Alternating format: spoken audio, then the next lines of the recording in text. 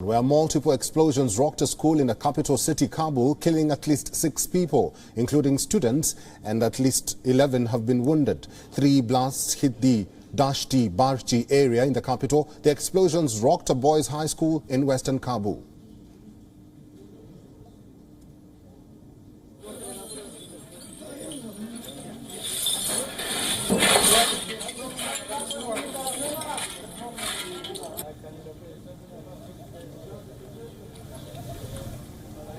Several bodies were strewn outside the gate of the Kabul school alongside patches of blood, burnt books and school bags.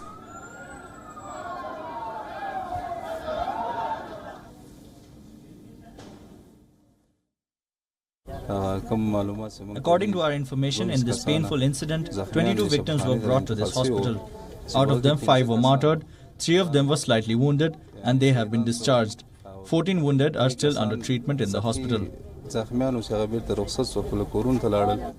The high school that was hit by explosions is located in western Kabul's Dasht-e-Barchi area, which is a Shiite Hazara neighborhood of the Afghan capital and has been previously targeted by the jihadist Islamic State group. In May last year, at least 85 people, mainly girl students, were killed and about 300 wounded when 3 bombs exploded near their school in Dasht-e-Barchi. No group claimed responsibility, but in October 2020, Islamic State claimed a suicide attack on an educational center in the same area that killed 24, including students. In May 2020, the group was blamed for a bloody gun attack on a maternity ward of a hospital in the neighborhood that killed 25 people, including new mothers. Dasht-e-Barchi is a settlement located in western Kabul. It is a Hazara Shia neighborhood in the capital. The Hazara Shia community is an ethnic and religious minority frequently targeted by Islamic State.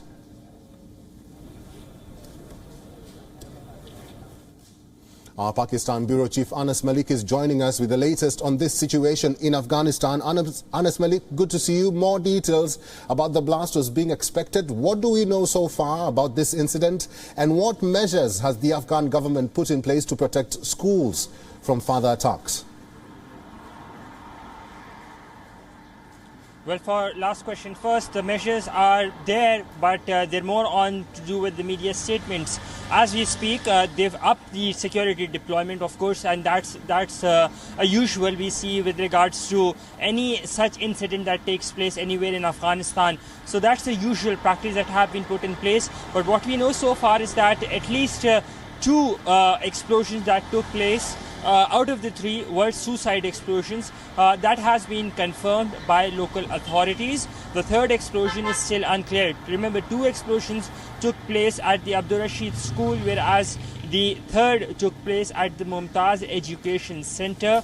Officially, the Taliban spokesperson for the Kabul police has said that 6 people have been killed, whereas 11 have been injured. Unofficially, and local sources tell us that at least 20 people have been killed, whereas the death toll is expected to rise to the point that there have been calls for blood donations at the various hospitals in order to give blood, calling out the citizens to come out and donate blood for those who are injured, most of them who are children, who are young boys. And these explosions took place outside a school in a densely populated Hazara Shia neighborhood, which is the Dasht-e-Barchi area. It's in the west of Kabul, and this is predominantly a Hazara Shia neighborhood. Now, it is pertinent to mention that while no group has claimed responsibility for this act today, this act of terror, a similar incident took place last year in May, again in the month of Ramzan, and it was outside a girls' school, and back then that incident was claimed by the Islamic State. Eric? Well, giving us an update on the situation in Afghanistan is our Pakistan Bureau Chief Anas Malik. Thank you very much for that update.